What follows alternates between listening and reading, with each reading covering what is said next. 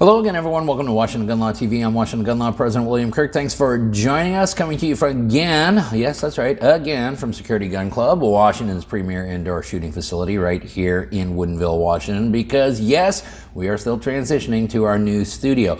Gonna talk to you about sensitive places today, gun-free zones, or what really should be called liberal temper tantrums, because we saw once the Bruin opinion was published a couple summers ago that many states went out and actually had what they called Bruin response bills. Now, think about that for a second. The Supreme Court announces a decision, and then a state legislature has to go out and write a law in response and in contradiction to what the Supreme Court said. That actually happened in many, many states, subject to lots of litigation. We're going to be talking about those that occurred in the state of Maryland this time. There has been challenges, and there has finally been a resolution on all sorts of new sensitive places, and this could have very valuable precedential value elsewhere. So today, let's spend a few minutes and let's talk about huge ruling strikes down several sensitive places.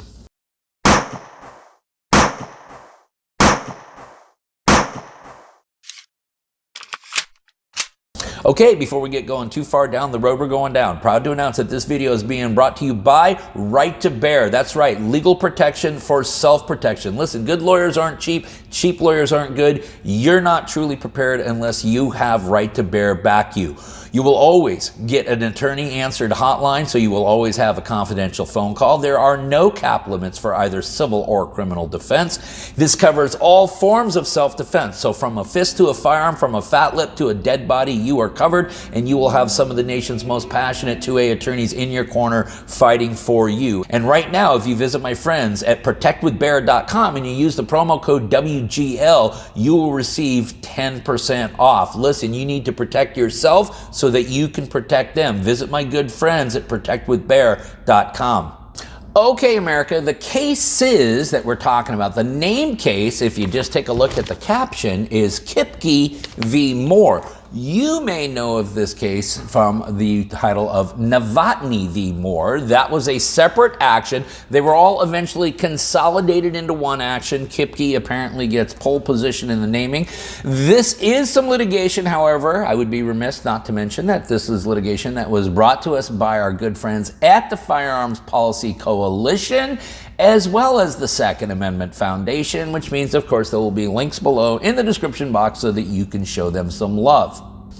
This is a challenge to Maryland's Gun Safety Act of 2023, or essentially their Bruin response bill. Now, Maryland, never known for preserving the individual liberties of its residents, already had several sensitive places, gun-free zones, whatever you may want to call them, in play already prior to the Bruin opinion being announced. However, after they had their temper tantrum and crapped their pants, all those states such as California, New York, Illinois, Washington, Oregon, and so on, they decided to pass a whole new slew of sensitive places. Now, the new legislation actually created new gun-free zones in 1. Any area for children or vulnerable individuals, 2. A government or public infrastructure area, and 3. A special purpose area. But then, of course, the devil is always in the detail, because as it turned out, these restricted areas included schools and school grounds, healthcare facilities, government buildings, stadiums, museums, amusement parks, racetracks, casinos, and locations selling alcohol for on-site consumption. And then in addition to that, the law actually placed prohibition on any person carrying firearms onto private property without the express permission of that property owner. And then, as I mentioned, Maryland had a long history of already restricting firearms in large swaths of the state. So there was pre-existing law which prohibited the carrying or possession of firearms in state parks, state forests, public transit owned or controlled by the Maryland Mass Transit Administration, at welcome centers, rest areas, scenic overlooks, roadside picnic areas, and other public use areas within the interstate and state highway system, on the grounds of public school property, on property of state public buildings, improvement, grounds, and multi-service centers under the jurisdiction of the Department of General Services, in the Camden Yard Sports Complex, in a casino, and at a demonstration in a public place or in a vehicle that is within 1,000 feet of the demonstration in a public place. So between all of the lawsuits, and I'm not going to bore you with all the details of what was challenging what, between the Kipke plaintiffs and the Novotny plaintiffs, all of them had every one of these actions under challenge, and many times they were overlapping. Now, if you also recall, we did a video previously on the channel, this video right here, where we had talked about that some portions of this law had already been temporarily enjoined. And as you recall, we always say, hey, if you get a temporary injunction, that's good news because, one, yeah, you've shown that you have irreparable harm, but it also shows that you are likely to proceed on the merits. What happened afterwards was quite interesting because after the court decided to enjoin certain parts of the law and not enjoin large swaths of the law, both sides, the plaintiffs and the defendants, actually agreed to conduct no further discovery whatsoever. So there was no exchange of evidence. There was no other records really made. And so therefore the court, when it came time to determine final judgment on the summary judgments, was left with basically the same record that it had been provided for the temporary injunction hearings. The court previously considered these same issues on the motions for preliminary injunction. Although those motions required a different standard review than the summary judgment standard set forth above, there has been no discovery in this case, and the facts are unchanged and undisputed. And for that reason, the court is really left with only one conclusion. Accordingly, for the same reasons stated in the memorandum opinion, where the court determined whether plaintiffs were likely to succeed on the merits of their claims, the court now finds that there is no genuine dispute as to material fact as to whether the regulations identified above violate the Second Amendment. The court will grant in part and deny in part the motions for summary judgment in accordance with its prior memorandum opinion and order, and the court will permanently enjoin Maryland's laws restricting the carrying of firearms in locations selling alcohol for on-site consumption, private buildings without the owner's consent, and within 1,000 feet of a public demonstration. Okay. Did you get that, Maryland? So permanently enjoined. These laws are no longer enforceable at all. The prohibition on possessing a firearm in locations that are actually selling and allowing for consumption of alcohol. The prohibition of entering a private building without express permission of the owner to have a firearm in there. That too is enjoined. And the prohibition against having a firearm within 1,000 feet of a demonstration.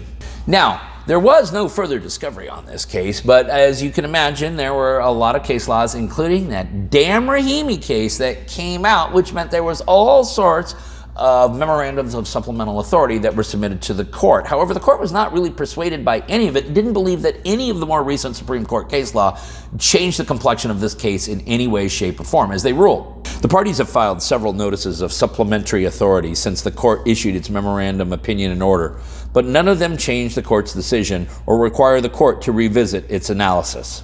Now, I have been incredibly critical and in some ways standing alone on an island out here of creators that says, hey, this Rahimi opinion is brutal and it's gonna just be used to beat us over the head ad nauseum. Of course, the Maryland state government tried to use it to their advantage here. Fortunately, this court was not persuaded by what Rahimi had to say. The court finds that the instant case is factually distinct from both Rahimi and Bruin because the challenge laws here relate to carrying in specific locations, not to permitting and who may carry a firearm. Further, many of the regulations at issue here may be upheld under Bruin either as analogous sensitive places or because they are consistent with historical regulations as set forth in the memorandum opinion. And thank God they didn't say because they were relevantly similar or part of a more nuanced approach, because trust me, America, you're going to get really used to hearing those phrases. Full ruling of the court now, Maryland. This is the actual ruling, verbatim from the court, is, accordingly, the court will grant plaintiff's motion for summary judgment in part as to 1, location selling alcohol for on-site consumption, 2, private property without the owner's consent, and 3, within 1,000 feet of a public demonstration. These laws will be permanently enjoined. Because the court will permanently enjoin the private building consent rule on Second Amendment grounds, it need not determine whether that law also violates the First Amendment, as Kipke plaintiffs claim in count 2 of their complaint. Plaintiff's motion for summary judgment otherwise will be denied. Now, I want you to be careful about something else here, Maryland, because all the rest of the challenges not only have been denied, but apparently they have been summary judgmented out as well. As you recall, a summary judgment is when the party argues to the court, hey, listen, there's no dispute about the facts, there's no dispute about the law, and therefore we are entitled to a judgment as a matter of law. The court has agreed with both sides here. They have said, yeah, plaintiffs, you're right. As to certain counts here, you are absolutely right. We're granting summary judgment there. But to the defendants, we're also going to grant summary judgment on many of the other challenges. And one of the reasons is they believe that the plaintiffs may have abandoned part of the claims. The court actually ruled, consequently, Kipke plaintiffs have abandoned their 14th Amendment claims, and because the court finds state defendants' arguments to be meritorious, summary judgment will be entered for state defendants on counts 3 and 4 of the Kipke complaint. Which means, as it sits right now, Maryland, any of the other challenges that were not successful at this point are dead. Now, certainly they could be raised again, but of course, there will be precedent that will be difficult to overcome.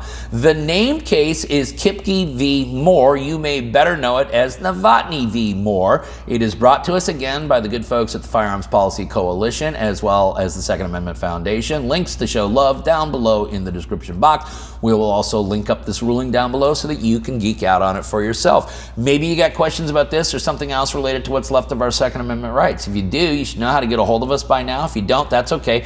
That information is down there in the description box. Maybe you got an idea for a video we should be doing here. If you do, go ahead and click on that link right there. Or maybe you just want to subscribe to our newsletter. Hey, the link to do that is down in the description box as well. And then finally, and most importantly, let's everyone remember that part of being the lawful and responsible gun owner, like we talk about all the time here, is to know what the law is in every situation, how it applies to you in any instance that you may find yourself.